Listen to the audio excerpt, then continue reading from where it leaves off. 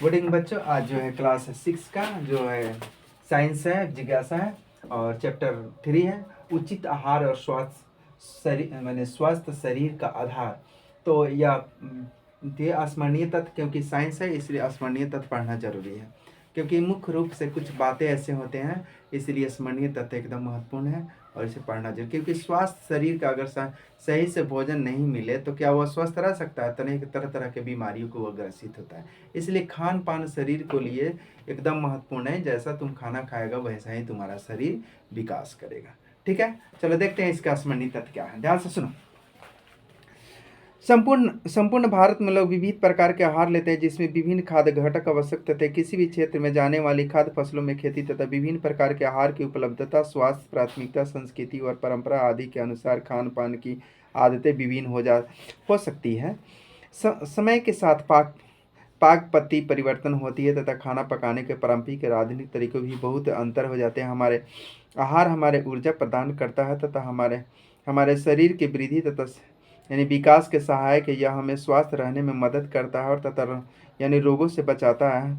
हमारे आहार में प्रमुख पोषक तत्व कार्बोहाइड्रेट, वसा, प्रोटीन, विटामिन, खनिज तथा इसके अतिरिक्त आहारीय रेशे और जल की भोजन की आवश्यकता होती घटक है। कार्बोहाइड्रेट वसा प्राथमिक ऊर्जा है तथा जबकि प्रोटीन शरीर वर्धक पोषक तत्व है। विटामिन और खनिज हमारे शरीर को तथा मजबूत बनाते हैं और हमें संक्रामक से बचाने और तथा स्वस्थ रखते हैं। संतुलित आहार उचित मात्रा में सभी अनिवार्य पोषक तत्व प्रदान करता है और इसमें से पर्याप्त मात्रा में आहारीय रेशे और जल उपलब्ध होता है। लंबे समय तक हमारे आहार में एक और तथा अधिक पोषक तत्व की कमी से रोगों या विकार हो सकते हैं। जंक फूड तथा अस्वास्थ्यकर होते हैं क्योंकि उनमें शर्करा और वसा की मात्रा अधिक होते हैं और तथा परंतु प्रोटीन तथा खनिज, विटामिन तथा आहारीय रेशे कम होते हैं। और उसके बाद है कि देखो मिलेट को मोटा अनाज तथा पोषक अनाज भी कहते हैं, क्योंकि तथा हमारे शरीर को समान कार्य करने के लिए आवश्यक मात्रा में पोषक तत्व प्रदान करते हैं। इसकी खेती विभिन्न जलवायु परिस्थितियों में आसानी से की जा सकती है। स्थानीय स्तर पर उगाया हुआ तथा पौधों में मिलने वाले खाद्य पदार्थों का सेवन न करने हमारे शरीर को स्वस्थ रखता है, बल्कि हमारे पर्यावरण तथा हमारे ग्रह तथा पृथ्वी के लिए भी अच्छा है। किसी पदार्थ द्वारा उसके उत्पादन के स्थान से उपभोक्ताओं तक तय की गई कुल दूरी तय कर उसका खाद्य मील कहते हैं। मैंने दूरी जहाँ से लेता है और जहाँ बिकता है।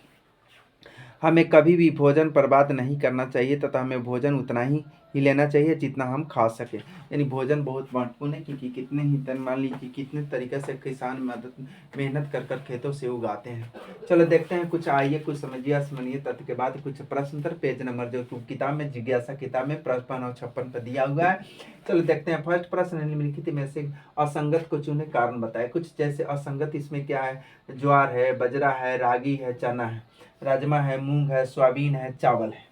अब इसमें चुनना है कि मान लीजिए कि कौन क्या किस में अभी तुमको बताया है कि कौन मान लीजिए एक बीजपत्री है, कौन द्विबीजपत्री, अनेक और भी अंतर चुन सकता है। चलो देखते हैं इसमें क्या कैसे कैसे चुना है, इसे ध्यान से सुनो। और असंगत क्या है देखो क में है चना है, ज्वार, बजरा, रागी। क में क्या है? यानी चना, क्योंकि ज्वार, बजरा, रागी सभी मोटे अनाज तथा मिलेट्स हैं, जबकि चना एक दलहन है। इसमें देखो, इसमें ध्यान से सुनोगे, ज्वार, बजरा, रागी यह जो है तीनों मोटे अनाज हैं और चना जो है दाल है। और दूसरा में है राजमा, मूंग, सोयाबीन और चावल। अब तुम देखो इसमें क्या दे रहा है। देखो इसमें असंगत तुम्हारा चावल है, क्योंकि चावल किस लिए है? क्योंकि जहाँ राजमा, मूंग और सोयाबीन सभी प्रोटीन प्रमुख दालें। देखो इसमें से राजमा में प्रोटीन है, मूंग में प्रोटीन है, सोयाबीन में प्रोटीन है, चावल में जो है कार्बोहाइड्रेट पाए जाते हैं। ठीक है, तो इसलिए जो है यह विभिन्नता अलग है। देखो ध्यान से, तो असंगत है। तो राजमा, मूंग और सोयाबीन की सभी प्रकार प्रोटीन समृद्ध दालें बीन्स है, और जबकि यानी चावल एक प्रमुख अनाज है और इसमें कार्बोहाइड्रेट पाए जाते हैं। चलो दूसरा प्रश्न है कि देखो भारत में पारंपरिक और आधुनिक पाक पत्तियों की तुलना करते हुए चर्चा। पाक पत्ती माने खाना बनाने की पत्ती, पाक माने कहता है यानी पकवान यानी खाना बनाने की पत्ती। तो तुम्हारा पुराना कैसे था? पुराना में देखा अपने दादी घर से पूछे, पुराने अभी भी देखेगा चूल्हा उल्हा पर जलावन पर गैस गोबर गोटी पर चूल्हा से पुराना स्टोव पर खाना बनता था। लेकिन अभी नए देखो गैस पर जो है तरह तरह के सबसे बड़ा गैस है। अब आगे मान लीजिए सोलर से, उस सोलर से भी खाना बन सकता है। अब उसके बाद बना सकते हो तुमको बिजली लाइन से भी बनता है, तरह तरह के नए, यानी कि परंपरा मैंने पुराना और आधुनिक मैंने नया, समझ में। और इसमें देखो क्या अंतर दे रहा है, ध्यान से सुनो। खाना यानी पुराना पद्धति क्या है? देखो, खाना पकाना मुख्य रूप से पारंपरिक स्टोव पर किया जाता था, जिसे चूल्हे के नाम से जाना जाता है। और सामग्री पीसने का काम सिलबट्टा यानी पत्थर की चक्की का भी उपयोग करके मैनुअल रूप से किया जाता था। स्थानीय रूप से यानी प्राप्त ताजी सामग्री को उपयोग पर जोर दिया जाता है। और देखो, आधुनिक यह परंपरा की है। परंपरा क्या है? सिलबट्टा है, यानी सिलौट है, लोढ़ी पर, जैसे हमारे मिक्सचर मशीन पर जो पीसते थे, अभी सिलौट पर मसाला पीसते हैं, तो कैसा पुराना परंपरा की होगा। चूल्हा पर जो गैस यानी कि जलावन से खाना बताओ, परंपरा की होगा। और सिलबट्टा से गेहूँ पीसता जाता है, वो क्या होगा? वो पुराना परंपरा की होगा। अब नए में आओ, आधुनिक क्या है? देखो ना से आजकल गैस स्टोव तथा ग्राउंड तथा मिक्सर जैसी इलेक्ट्रॉनिक उपकरण आमतौर पर इस्तेमाल किए जाते हैं। पैकेज और तथा परिष्कृत खाद्य पदार्थ तथा आसानी से उपलब्ध है तथा व्यापक रूप से उपयोग किए जाते हैं। देखता है कि घर घर में देखता है आजकल कैसे कैसे उपयोग है, इसका तुम लोग समझ सकता है जल्दी। तो वैश्विक व्यंजनों का भी प्रभाव है, जिसमें यानी फ्यूजन तथा कुकिंग को भी बढ़ावा मिलता है। आज मान लीजिए कि नए नए खाना भी, जैसे पिज्जा बर्गर, जो नए नए खाना का नाम सुनता है, और जो पुराना खाना, अलग अलग अंतर तुम लोग समझ सकता है कि क्या पुराना और नए खाना में क्या अंतर है। चलो आगे है, देखो दोनों में कारण परिवर्तन का कारण क्या है? देखो ना, इसका क्या कारण है? जो परिवर्तन है, तकनीकी प्रगति से खाना बनाना आसान बना दिया है। समय की कमी और जीवन शैली में बदलाव से खाना पकाने के तेज तरीकों को बढ़ावा मिला है। सुविधा, परिवहन तथा विभिन्न सामग्री की उपलब्धता से खाने की आदतों को बदलाव दिया है। और देखो, खाने की आदत तथा मान लीजिए कि सुविधा और जल्दीबाजी में लोग यानी कि ज़्यादातर मान लीजिए कि उसमें लेट लगता है, परंपरागत खाना लेट बनता है। आजकल जो गैस है, तुरंत बनाओ, तुरंत जलाओ, तुरंत बना लो। चलो नेक्स्ट क्वेश्चन देखो, तीसरा नंबर है।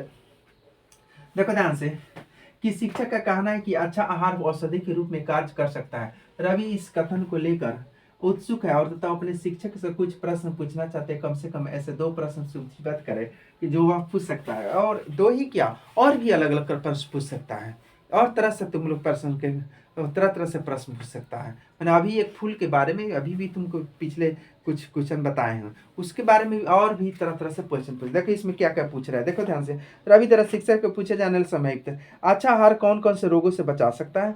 क्या कुछ खाद्य पदार्थों सेवन हमें दवाइयों का आवश्यक से काम कर सकता है? बिल्कुल काम कर सकता है। कुछ मान लीजिए कि अपने से प्रश्न बना कर पूछो और टीचर से सीखने का प्रयास करो। ठीक है, नेक्स्ट प्रश्न है, सभी स्वादिष्ट खाद्य पदार्थ आवश्यक रूप से स्वास्थ्यप्रद नहीं होते और सभी पौष्टिक खाद्य पदार्थ सदैव आनंददायक नहीं होते। कुछ उदाहरणों के साथ अपने विचार साझा करें। मान ली कि अब घर हमेशा कुछ माने पौष्टिक आहार है, तो हो सकता है उसके शरीर में नहीं पचे, तो वो क्या हो सकता है? मान ली जाए कि वह सबसे बड़ी अभी एक परंपरा है कि तुमको बता दे कि जब भी डॉक्टर चिकित्सा यानी पानी, सबसे लोग देहात में सबसे ज़्यादा क्या होता है कि पानी पियो पानी पियो। तो पानी क्या, मान लो कि पानी पीना चाहिए, लिमिट से पियो, शरीर के अनुसार पिएगा।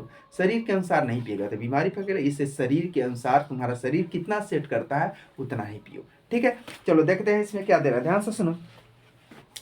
तो यानी स्वादिष्ट भोजन हमेशा सेहतमंद नहीं होते। उदाहरण में देखो, बर्गर, पिज्जा, चिप्स मज़ेदार होते हैं लेकिन पौष्टिक नहीं होते। इसमें से यानी आमतौर पर मैदा, ज़्यादा तेल और तथा मसाले होते हैं जो सेहत के लिए हानिकारक होते हैं। दूसरी ओर जो उबली हुई सब्जियां, दालें और पत्तेदार सब्जियां जैसे पौष्टिक खाद्य पदार्थ भले ही उतने स्वादिष्ट न हों, लेकिन वे प्रोटीन, विटामिन और खनिज पद जैसे जैसे यानी जरूरत पोषक तत्वों के भरपूर होते हैं, जो हमारे स्वास्थ्य और तंदुरुस्ती का यानी कि समर्थक है। मान लीजिए खाने में तो अच्छे नहीं लगे लेकिन शरीर के लिए बहुत बड़ा लाभदायक है, इसलिए इस पर ध्यान देना है। लास्ट प्रश्न है कि मेदू सब्जी, देखो मेदू सब्जियां नहीं खाता लेकिन वह बिस्कुट, नूडल्स और डबल रोटी यानी सफ़ेद ब्रेड का आनंद लेता है। लेकिन उससे अक्सर पेट में दर्द और कब्ज की शिकायत रहती है। इन समस्याओं को छुटकारा पाने के लिए अपने ही आधार पर क्या बदलाव करना चाहिए? अपने उत्तर को विस्तार से समझाइए। अपने उत्तर देखो, मान ली कि मेदू जो है, मान ली कि ज़्यादा फूड बर्गर अगर खाएगा तो उसके फिर ऑटोमेटिक है कि पेट दर्द करेगा, क्योंकि घर के खाना बना ही एकदम खाना चाहिए। देखो इसमें क्या दे रहा है, ध्यान से सुनो।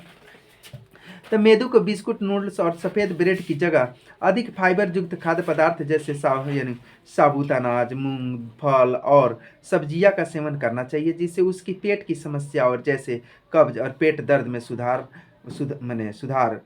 हो सकता है। और क्योंकि साबुत अनाज, फल और सब्जियां में फाइबर प्रचुर मात्रा में होता है, जैसे पाचन में मदद हमें करता है। तो इस प्रकार हमें जो है मान लीजिए कि साबुत अनाज पे ज़्यादा, मान लीजिए कि जो मैंने पिज़्ज़ा बर्गर इस पर जो नए नए तरीके से खान पान उस पर ज़्यादा ध्यान हमें नहीं देना चाहिए। अच्छे स्वास्थ्य के लिए हमें खाना पर भी हमें शरीर के लिए सबसे बड़ी यानी पढ़ाई है, सबसे पहले एक नंबर शरीर है, उसके बाद है पढ़ाई है, पहले शरीर पर ध्यान देना एकदम जरूरी है। थैंक यू बच्चा, बंद करना है।